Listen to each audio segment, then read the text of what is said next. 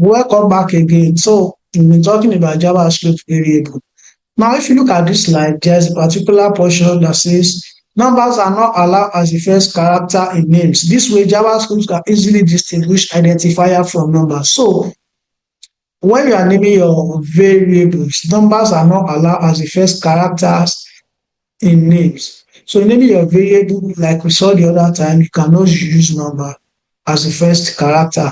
And also, let's now see if you can use name, if you can use numbers in character names. Let's have a look in the editor. So is it possible for us to have something like this? Let's see the outcome, whether JavaScript will output it or not. Let's see. You can see that I can have numbers inside my value. But let me put it at the first character. This still works. But what if I try to do something like this?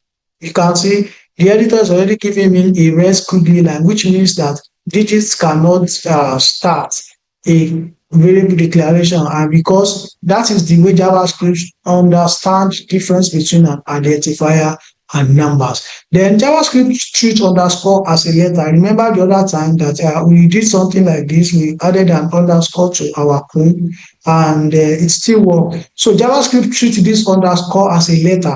So JavaScript understands when you use underscore as part of your variable name. So that is how JavaScript treats underscore. Identifier containing underscore are valid variable names because JavaScript understands it and treats it as a letter. So your variable name declaration can start with underscore. JavaScript will still interpret it. But starting with a number is always going to give you an error because the rule says they must begin with a letter. You can add number like something like this.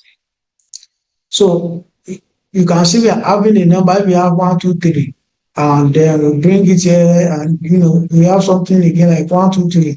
It should still work in JavaScript, and as you can see, you can even have it in the middle and have other number 5656, name of a 5656. Now let's check it out. You can see that it is still working, but it must not start your variable declaration, or else it will produce error. Thank you for watching. I'll see you in the next one.